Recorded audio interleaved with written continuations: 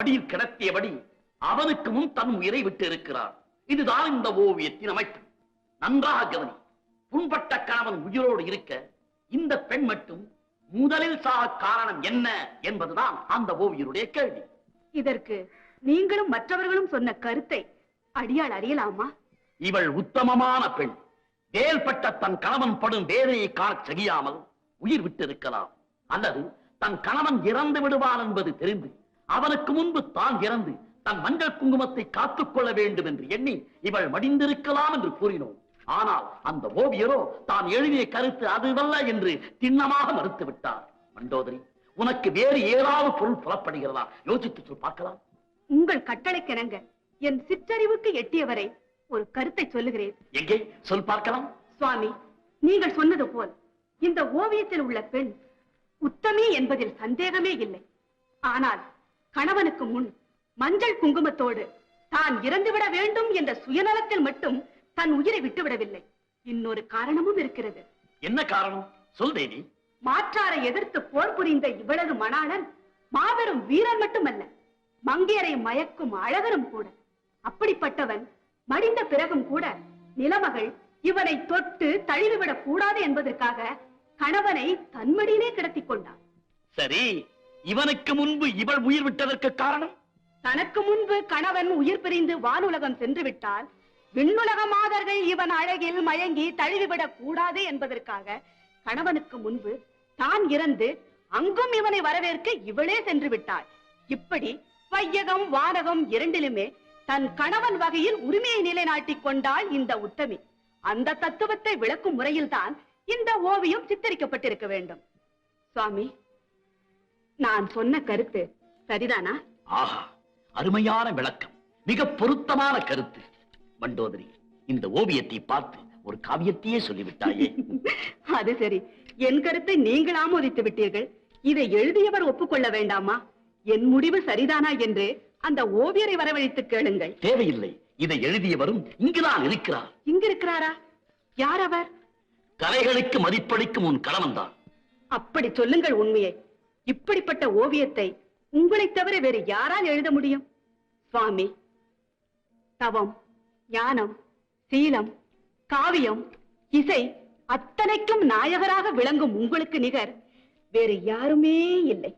இலங்கேஸ்வரனுக்கு நிகர் எவரும் இல்லை என்றுதான் நாம் நினைத்துக் கொண்டிருக்கிறோம். இருக்கிறேன் நான் என்று ஒரு முனிவர் செருக்குடன் அலைகிறாரே. ராவணேஸ்வராய நமஹ. அடியே நாரதன். பாருங்கள் நாரதரே, பாருங்கள். வணக்கம் சுவாமி. அமருங்கள். பரவாயில்லை. சரி நாரதரே, வந்த பிரச்சனை துவக்குங்கள். மண்டோதரி தேவி, ஆயக்கலை 64ற்கும் ராவணேஸ்வரன் தான் நாயகன் என்று நீங்களும் நானும் இந்த அகிலமும் ஒப்புக்கொண்ட உண்மை. ஆனால் அகத்தியரோ சகல கலைகளிலும் தான் தான் வல்லவர் என்று இருமாப்புடன் இருக்கிறார்.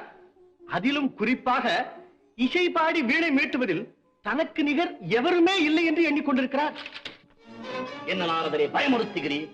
அண்டங்கள் அனைத்திலும் ஆட்சி செலுத்தி ராவணேஸ்வரன் என்று ஈஸ்வரனுக்கு சமமான பட்டத்தை பெற்று ஏனைய ஐஸ்வர்யங்கள் இருந்தும் வீணை கொடியில் அமைத்து வீணை கொடியோன் என்று புகழ் பெற்றவன் நான்.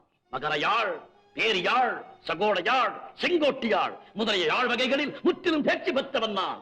என்னை விடவான் அகத்தியர் வீணை மீட்டு இசை பாடுவதில் சிறந்தவர். அப்படி என்று நான் சொல்லவில்லை, வல்லவர் என்று அந்த அகத்தியர் சொல்லுகிறார். அந்த வல்லவனுக்கு வல்லவன் இந்த வையகத்திலும் உண்டு நாரதரே. உண்டு. இப்போதே புறப்படுகிறேன்.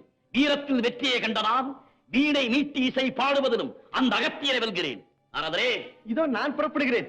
ராவணேஸ்வராய நமஹ. மண்டோதரி, நீ வாழ்த்தி அனுப்பு, நான் வெற்றியோடு திரும்புகிறேன். அகத்தியரை ஆண்டவனுக்கு சமமாக சொல்லுகிறார்கள். சுவாமி, வெற்றி உங்கள் பக்கம் இருந்தாலும் விவேகத்துடன் நடந்து கொள்ளுங்கள். வணக்கம் அகத்தியரே. வாழ்க ராவணேஸ்வரா, வாழ்க.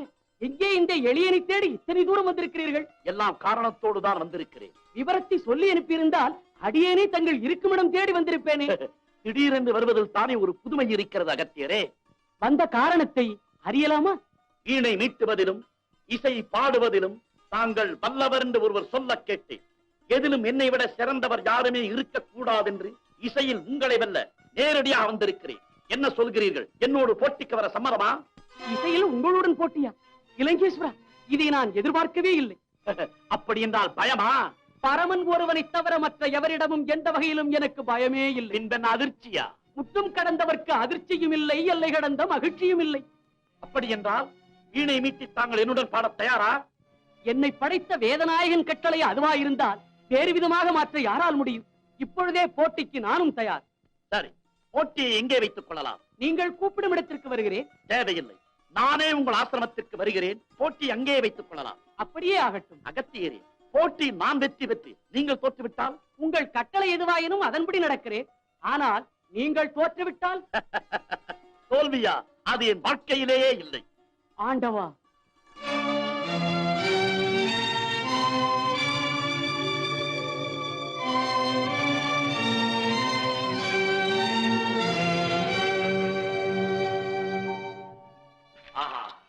அகத்தியரே, நீர் இருப்பது ஆசிரமமாக இருந்தாலும் அமைதியான இடம். இலங்கேஸ்வரா, இடத்தை பொறுத்து தானே எல்லாமே. அதனால் தானே பெரியவர்கள் இடம், பொருள், ஏவல் என்று இடத்தை முதலாவதாக குறிப்பிட்டார்கள்.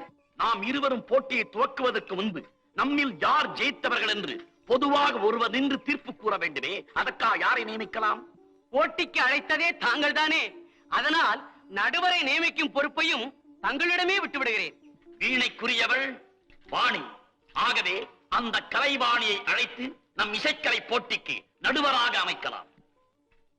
கலைவாணி, வெள்ளைத்தாமரையில் வீற்றிருக்கும் என் அன்னையே, நின் கருணையில் வாழும் இந்த சிறியே சிறந்தாட்டி வணங்குகிறேன்.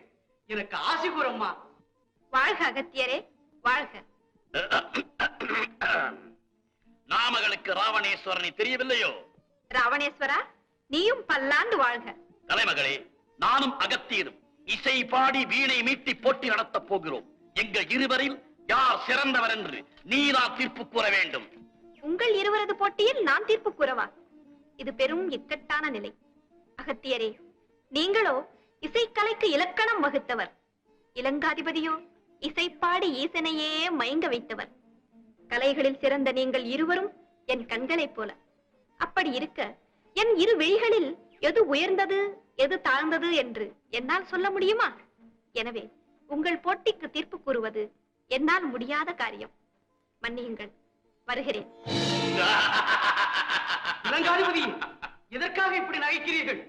இல்லை, நம் போட்டிக்கு தீர்ப்பு சொல்லும் திறமை கலைவாணிக்கு இல்லாமல் இல்லை. நீங்கள் ஜெயித்தலாக சொன்னால் என் கோபத்துக்கு ஆளாக வேண்டி வரும். நான் ஜெயித்தலாக சொன்னால் உங்க சாபத்துக்கு ஆளாக வேண்டி வரும். இவை இரண்டுக்கும் இடையே சப்தமில்லாமல் ஒதுங்கிக் கொள்வதே சாவச் சிறந்ததென்று ஓடிவிட்டாள் கலைவாணி. அதை நினைத்து சிரித்தேன். சரி, நாமகளே ஒதுங்கிவிட்ட பிறகு வேறு யாரை நடுவராக நியமிக்கப் போகிறீர்கள்? கானம் கேட்டு உருகாத பொருள் உலகில் ஏதேனும் உண்டோ? உண்டு. அது எது? கல் ஒன்றை தவிர காசினியில் அத்தனை பொருளும் கானத்திற்கு உருகியே தீரும். இல்லை, கல்லும் உருகும். எப்படி? ஈசன் இருக்கும் கைலாய மலையை இசை பாடியே அசைத்தவனாயிற்றே நான். உண்மை, இசைக்கு அசையாத பொருளே இல்லை. அப்படியானால் அகத்தியரே, இதோ எதிரே தெரிகிறதே, இந்த மலையை நம் போட்டிக்கு பொதுவாக நியமிப்போம். நம் இருவரில் எவர் வீணை மீட்டி பாடும் போது இந்த மலை நெகிழ்ந்து உருகுகிறதோ அவரே ஜெயித்தவர். சரிதானா? ஆஹா, ஈஸ்வரன் ஈஸ்வரி கல்யாண கோலத்தோடு அடியேனுக்கு காட்சி தந்த பொன்மலையை நம் போட்டிக்கு பொதுவாக வைக்கிறீர்கள் என்றால் என் பூரிப்பிற்கு எல்லையே இல்லை. இந்த தென்மலையே உருகி நம்மில் ஜெயித்தவர் யார் என்று தீர்ப்பு கூறட்டும்.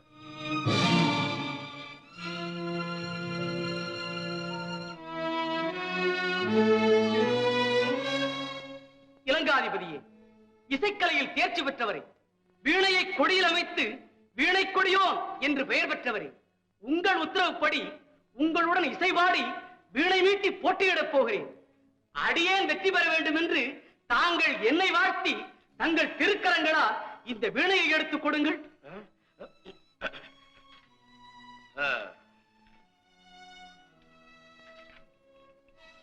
திறமை எவர் பக்கமோ ஜெயமும் அவர் பக்கமே.